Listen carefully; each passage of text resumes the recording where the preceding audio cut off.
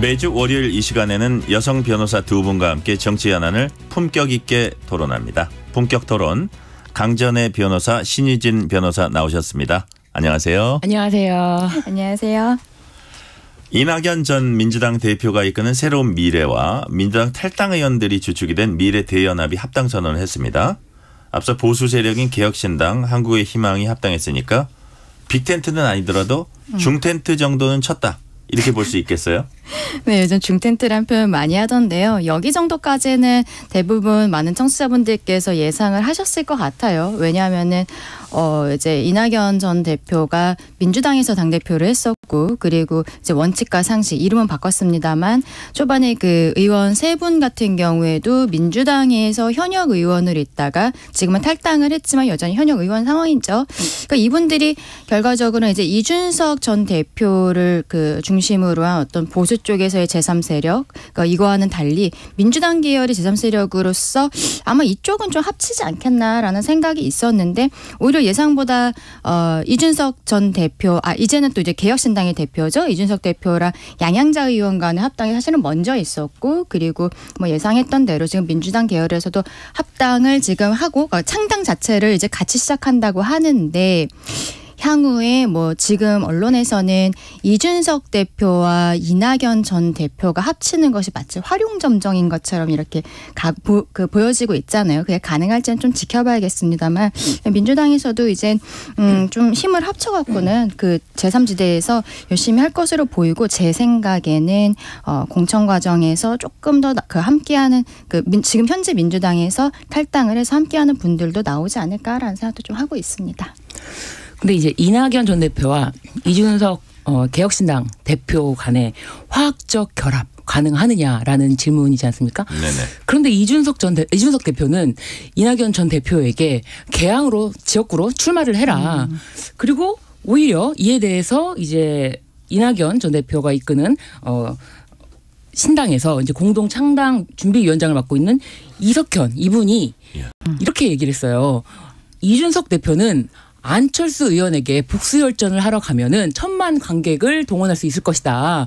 그럼 안철수 의원이 있는 곳에 가서 지역구 출마를 해라라고 한 것인데, 서로 이렇게 어디 지역구로 출마를 해라 직접적인 이야기를 하면서까지 상대방에 대해서 전혀 이제 정치적인 지형을 고려하지 않는 발언을 한 걸 보면은 좀 굉장히 불편한 관계가 아닌가. 심지어 이제 당명도 이준석 대표는 개혁신당으로 했단 말이에요. 그렇죠. 그런데 지금 이낙연 전 대표가 이끄는 이제 새로운 임시 당명이라고는 하지만 개혁미래당이라고 했어요. 그러니까 또 이준석 대표가 새로 신장기업화 중집이 영업이 좀 잘 된다고 해서 그 이름을 좀 사용하면 안 되지 않겠냐라는 불편한 심기를 또 냈단 말이에요. 가만히 있지 않았어요. 네, 그렇기 때문에 이 둘 간의 화학적 결합이 이루어지기에는 굉장히 많은 산이 있을 것이다. 쉽지 않다라고 보여지네요. 그러니까 제가 보기에도 가벼운 신경전처럼 보이지만 말에 뼈가 있는 것만은 그렇습니다. 분명하거든요. 그러니까 이게 아마 뭐 여러 가지 앞으로 이제 당이 합치려면 공천권이라든지 리더십을 누가 가지나 이런 문제가 있겠지만,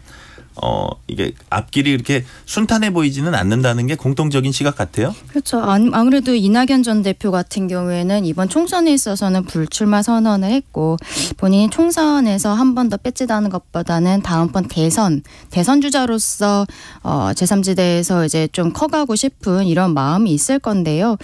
계속적으로 빅텐트라고 표현을 하고 있는데, 지난번에 이준석 대표는 텐트 아니고 뭐 건물을 짓겠다 얘기하면서, 이번에 만약에 합당하고 함께 가면은 이번 총선뿐만이 아니라 다음번 대선까지 같이 가야 한다라는 이야기를 이미 명시적으로 했다는 말이죠.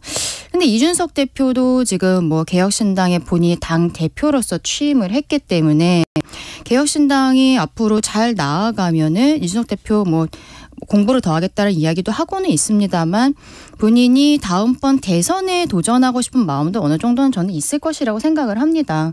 근데 그 상황에서 지금 주도권 싸움에서 이준석 대표가 대선까지 같이 가야 된다 뭐 이런 얘기 하는데, 이낙연 대표와 함께 하려면 저는 이낙연 대표가 다음번 대선까지도 자신이 포기하는 어떤 백의종군하겠다라는 스탠스로 나오지 않는 이상은 이준석 대표와의 이 개혁신당과의 합당은 현실적으로 좀 어렵지 않을까라는 생각이 들고요. 그리고 왜냐하면 지금 저는 이제 유승민 의원이 어제 이제 본인 공천 신청하지 않겠다. 하지만 국민의힘에 남겠다라고 이야기한 것도 좀 비슷한 맥락이라고 생각을 합니다. 개혁신당 같은 경우는 이준석 거의 개인기로 만들어낸 당이라고 생각할 수밖에 없을 것 같아요. 그런데 거기에 있어서의 지지자들은 어쨌든 다음번 대선 과정에 있어서 이준석 대표가 그때까지 쭉 계속 잘하고 있다면 대선 주자로 아직 젊지만 이준석을 밀고 싶을 겁니다. 꼭 당선이든 아니든 간에. 그런데 지금 만약에 그 당에 유승민 전 의원이 함께하게 된다면 이 당내에서 다음번 대선에서 경선을 해야 된다거나 이럴 수도 있고, 그리고 본인이 일단 개혁신당에 들어갔을 때 약간 젊고 이런 지금 이미지로 가고 있잖아요. 전문가적인 이미지로 가고 있는데 유승민 전 의원의 경우는 이 당에 들어가면 본인이 당 고문? 이상이 어떠한 역할을 하기가 굉장히 어려워요. 좀 이미지가 잘 맞지 않는 부분이 있거든요.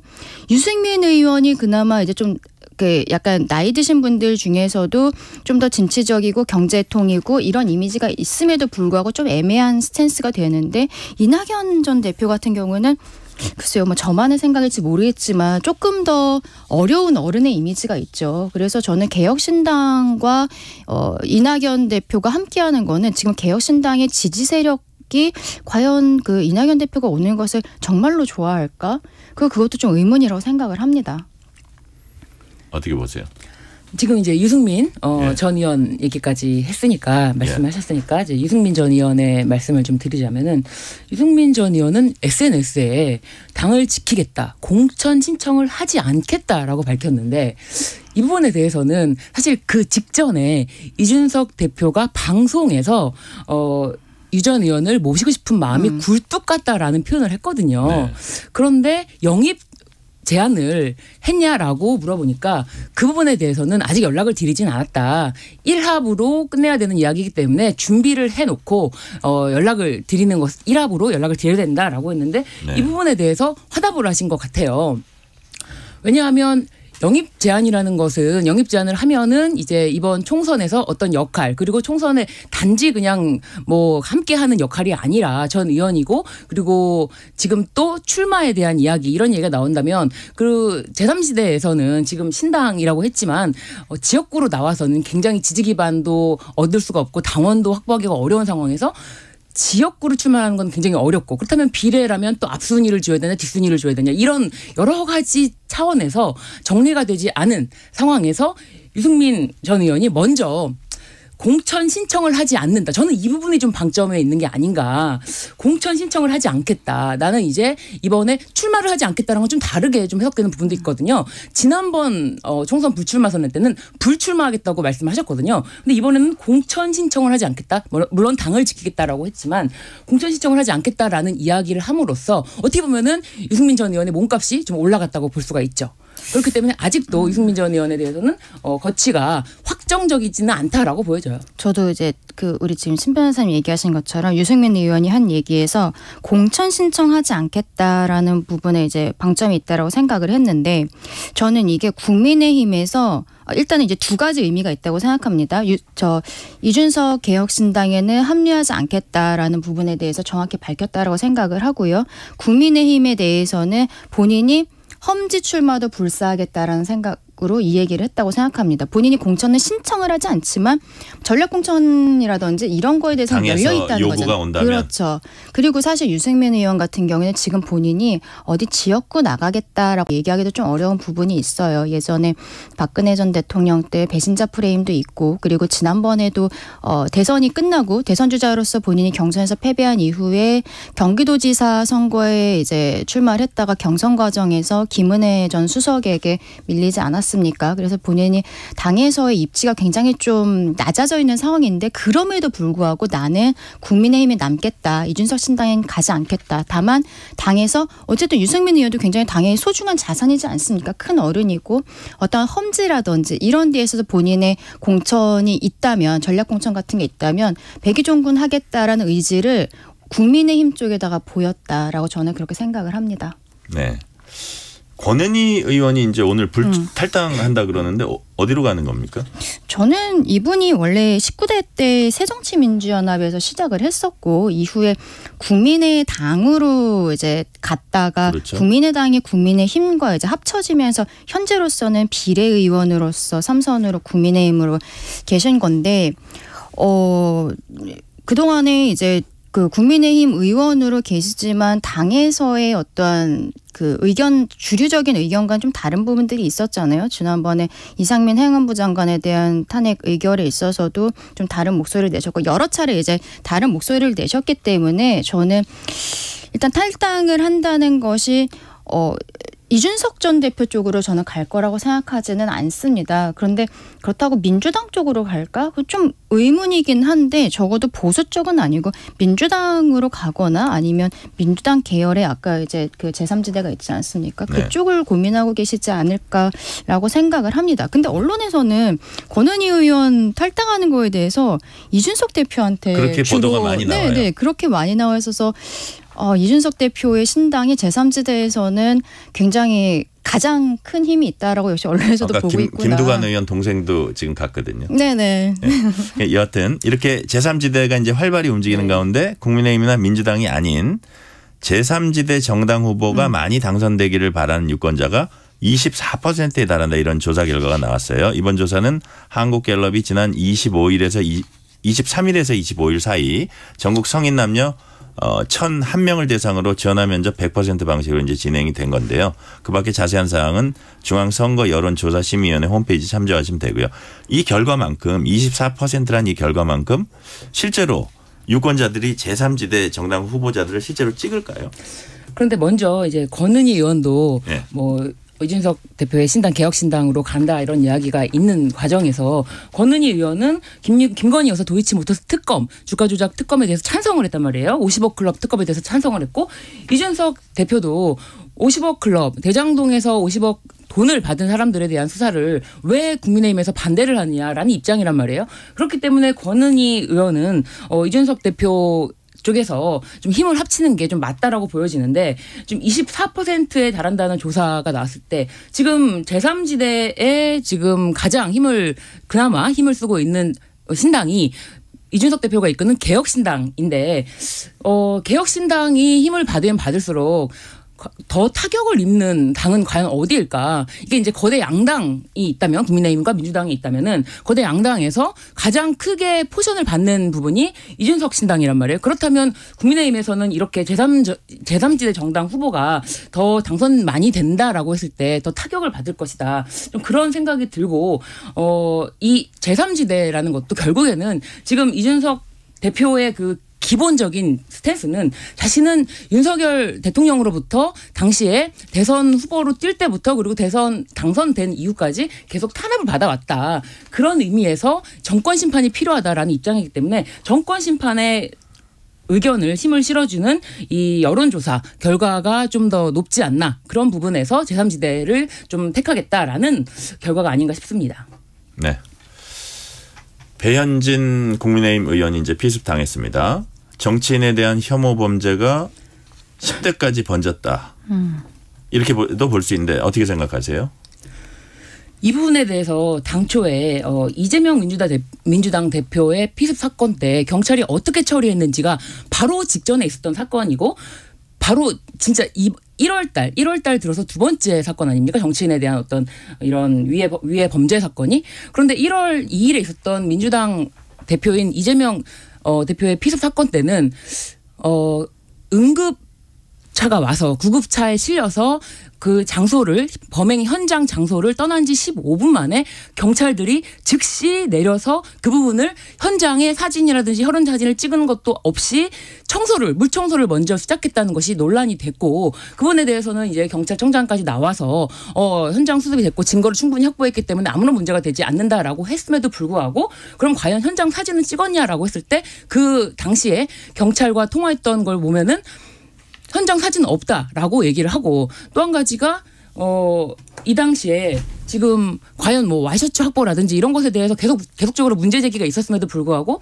이 범인의 신상 공개 또한 뭐 범행 수단의 잔인성, 범죄 중대 피해의 중대성이라든지 이런 것에 비춰봐서 신상공개가 당연히 돼야 함에도 불구하고 그런 부분이 안 됐다라는 그런 비판도 계속 있는데 그렇다면 이 배현진 의원의 이 피습 사건을 어떻게 처리할 것인가. 근데 이 배현진 의원의 피습 사건 때는 경찰이 폴리스 라인도 치고 그 부분에 대해서 과학수사대도 출동하고 그랬단 말이에요. 그런데 과연 이 범죄를 그렇다면은 이 지금 심지어 지금 가해자가 10대 그 인근의 중학생이었다는 것까지는 보도가 됐어요. 그러나 정신적으로 온전치 못해서 지금 뭐 체포라든지 그런 게 아니라 인근 병원에 후송되어 있다라고까지 보도가 되었단 말이에요. 그렇다면 후속 보도라든지 이런 것에 대해서 재발 방지 대책은 과연 어떻게 내놓을지 이런 것에 대해서 계속적으로 이야기가 나올 수밖에 없는 것 아니겠습니까?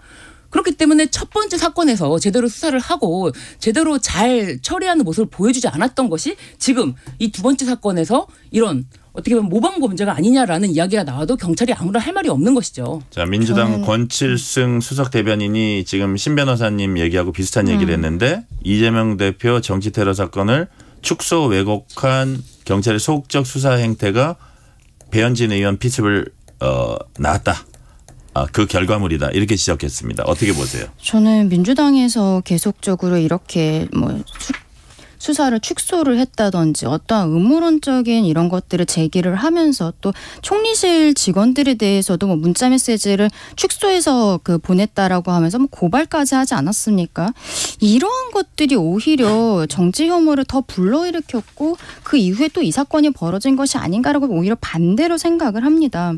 당시에 이제 이재명 대표가 1월 2일에 그 과거도 공항 부지에서 피습을 당했을 때 그때 바로 대통령까지 이제 최대한 노력해서 여기를 도와야 된다라고 했고 또 한동훈 위원장 같은 경우에는 본인이 피습당한 것처럼 생각해달라고 얘기를 했단 말입니다. 그리고 경찰에서도 그 이후에 어떤 음모론적인 문제 제기에 대해서 조목조목 반박을 한 부분들이 있어요. 그런데 그 이후에 민주당에서 여기에 대해서 좀 저는 무의미하다라고 생각을 하는데 계속적인 문제 제기를 하면서 뭐 고발을 하겠다, 뭐를 하겠다 이러면서 이게 사태가 수습이 되지 않고 있지 않았습니까? 이렇게 사태가 수습되지 않는 부분들이 오히려 그 범죄를 행하는 사람의 입장에서는 사건이 길어지고 본인이 지금 또 이게 10대 청소년이잖아요. 이렇게 유명세를 탈 수 있는 기회라고 생각을 할 수 있는 부분들이 있었다는 것이죠. 어쨌든 이렇게 정치인에 대한 테러, 뭐 정치인이 아니라 물론 일반 국민에 대한 어떠한 폭행이라든지 이런 것도 마찬가지입니다만 이거를 자꾸 정쟁화시키고 문제를 더 크게 만드는 것. 저는 이런 것이 오히려 이번 사건에 있어서 우리가 절대 하지 말아야 될 행동들을 했기 때문에 계속적으로 일어난 것이 아니냐. 그리고 뭐 좀 아까 신 변호사님도 얘기해 주셨지만 앞으로 지금 총선 기간이 좀 남아있잖아요. 70일 남아있는데 문제는 지금 예비후보로 등록하신 분들이 이미 지역에서 유권자들 만나면서 악수하고 뭐 피켓 들면서 이렇게 인사하고 이러고 있는데 이분들에 대해서 어떻게 안전장치를 할 것인가. 지금 뭐 여당에서는 경찰과 여기에 대해 협의를 하겠다고 하는데 그거를 좀 지켜봐야 될 것 같습니다. 우리가 이거는 여야 없이 정말 이런 테러에 대해서 더 이상 음모론적인 태도 취하지 말고 오히려 전 지금 여야 대표가 나와서 국민들께 우리가 그동안은 어떠한 상대방을 악마화시켰던 이런 정치에 대해서 잘못을 솔직하게 말씀을 드리고 우리 정치가 이번에 총선 과정에서 정말 평화롭고 그리고 대한민국 민주주의를 발전시키기 위해서 노력하겠다라는 이런 것들을 좀 발표해야 되지 않을까. 그런 모습이 필요하다고 생각을 합니다. 홍준표 전 대표도 배현진 의원 쾌유를 빈다면서 그 정도 이겨낼 수 있는 여장부다 이렇게 격려를 하면서 이 원인을 극단적 진영정치, 증오정치 뭐 이렇게 얘기를 했고요. 이 얘기는 한 요 정도 하고 그다음에 여당 얘기로 넘어가 볼게요. 윤석열 대통령과 한동훈 위원장이 화재 현장에서 만나면서 일단은 갈등 봉합 국면으로 들어갔는데 그렇다고 해도 이제 불씨는 남아 있습니다. 어떤 불씨인지 또 요거를 어떻게 해결해야 되는지 한번 말씀을 해 주세요. 저는 이 불씨는 이제 공천 과정에서 드러날 거라고 생각을 합니다. 이번에 한동훈 위원장이랑 윤석열 대통령은 화재 현장에서 이렇게 뭐 대통령이 어깨도 치고 뭐 90도 인사하고 이런 모습 보였지만 이거는 사적인 부분에 있어서의 감정을 털었다는 것이지 공적으로 대통령과 이제 여당의 비대위원장으로서 우리가 업무를 해나가는 데 있어서는 저는 이게 대통령의 당무 개입이라고 생각하지 않지만 대통령 쪽에서도 의견이 있을 수 있죠. 그 의견과의 충돌은 앞으로 있을 거라고 생각하는데요. 어떤 부분이냐면은 지금 용산 대통령실에서 나온 참모들이 출마를 하겠다고 많이들 나와 있지 않습니까? 예비 후보도 등록하고 이러고 있는데 지금 출마하는 사람들은 대통령 대선 과정에서부터 함께했던 정말 최측근들이란 말이죠. 그러면 대통령은 아무래도 이 사람들이 공천 잘 받아가지고 원내 입성을 해서 본인의 남은 임기에 함께하는 힘이 되는 의원들이 되기를 바랄 겁니다. 하지만 한동훈 비대위원장 같은 경우에는 용산 참모들에 대해서 전혀 마음에 빚이 없어요. 지금 경선을 일단 1차적으로 하겠다는 거 아닙니까? 근데 이분들이 지금 경선을 했을 때 지역에서 그렇게 막 수석급이 아닌 이상은 인지도가 그렇게 높지 않단 말이에요. 근데 그 과정에 그 국민의힘의 공천 심사표에 당무에 대한 어떠한 뭐라고 표현하죠? 기여도. 네. 예, 예. 당에 대한 기여도. 당에 대한 기여도가 공천 그 배점표에 있거든요. 근데 이거는 정량적으로 할 수가 없잖아요. 용산에서 대통령실에서 일을 했던 게 당에 대한 기여도가 있다고 볼 것인가? 용산에서는 있다고 생각할 텐데 한동훈 위원장이나 이제 공천관리위원장 쪽에서는 없다라고 생각할 수도 있단 말이에요. 이런 부분에 있어서의 그 나중에 배점이 나오는 부분에 있어서는 조금 대통령실과 그 한동훈 갈등이 있을 수 있다. 예. 그 부분이 저는 가장 그 가능성이 있는 갈등의 부분이라고 생각을 합니다. 네. 근데 이제 대통령실에서 의견을 제시했다라고 하는데 분명히 한동훈 비대위원장은 이관섭 비서실장이 사퇴 요구를 했는데 제가 거절했기 때문에라고 했고 국민을 보고 나선 길 국민을 보고 가겠다라고 했습니다. 당은 당에 할 일이 있다라고 오히려 이 사퇴 요구에 대해서 명시적으로 언론에 이야기를 했기 때문에 그 사퇴 요구 자체가 없었다라고 볼 수는 없는데 그렇다면 이 당무 개입 갈등 관련해서 어떻게 해결될 것이냐. 이게 이제 1차적으로 서천시장에서 봉합이 됐다라고도 보여지는데 과연 그 서천시장을 배경으로 사실 거기 대통령과 비대위원장, 여당의 비대위원장이 내려가서 과연 그 서천시장의 그 시민, 그 상인들, 그 고통을 받는 상인들의 이야기를 들었나라는 것에 대해서 상인들의 이야기는 듣지 않고 그런 사진만 연출된 것을 보여줬을 때 국민들이 과연 납득할 수 있을 것인가. 그 상인들의 정말 피눈물 흘리는 심정에 대해서 한 번이라도 보듬어주고 그런 위로의 말씀을 전하러 간 것이 아니라 이런 사진만을 대통령실이 아직 건재해 있다. 오히려 한동훈 비대위원장이 90도 각도로 폴더 인사를 한 것에 대한 사진에 대한 논평만 나오지 그 서천시장 상인들에 대한 어떠한 이야기는 전혀 없었을 때 국민들의 또 분노는 어떻게 될 것인가. 이런 갈등이 과연 국민들을 잠재울 수 있는 갈등의 봉합인가에 대한 의문은 여전히 남아 있고요. 그리고 이제 한때 이제 대통령 멘토로 불렸던 친평 변호사는 굉장히 한동훈 비대위원장에 대해서 쓴소리를 했습니다.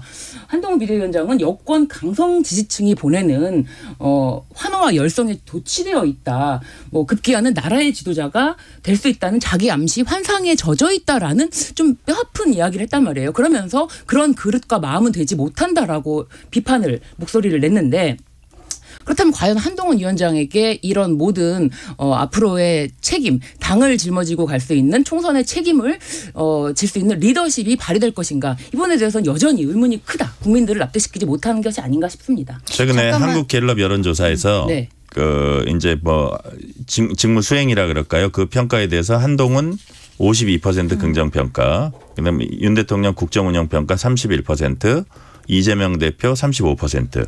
그러니까 한동훈 위원장의 퍼센트가 되게 높았습니다. 이걸 어떻게 해석할지도 또 하나의 질문이에요.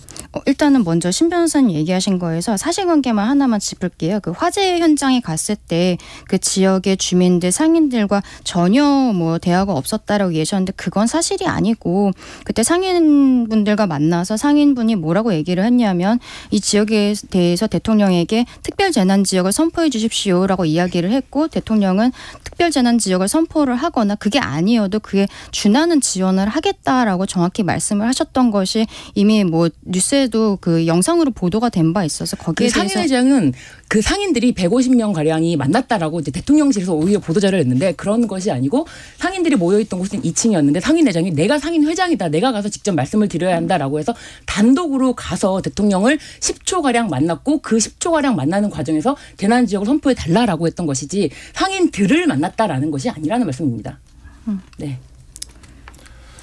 자, 그러면 그 하나만 더 여쭤볼게요. 네. 이건 짧게 좀 윤희숙 전 의원이 이번 정선 서울 중구 성동갑 출마 선언했습니다. 윤 전 의원은 586 구태 정치인 당대표 방탄하는 돌격병 후보들 이 지역 어울리지 않는다.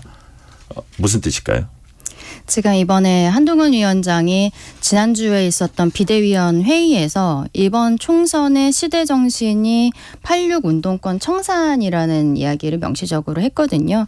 거기에 대한 윤희숙 의원이 본인이 출마를 하면서 다시 한번 이야기를 한 부분이라고 생각을 합니다. 사실 김경률 비대위원이 그 정청래 의원 지역구에서 출마하겠다고 했을 때도 비슷한 이야기들을 했었고요.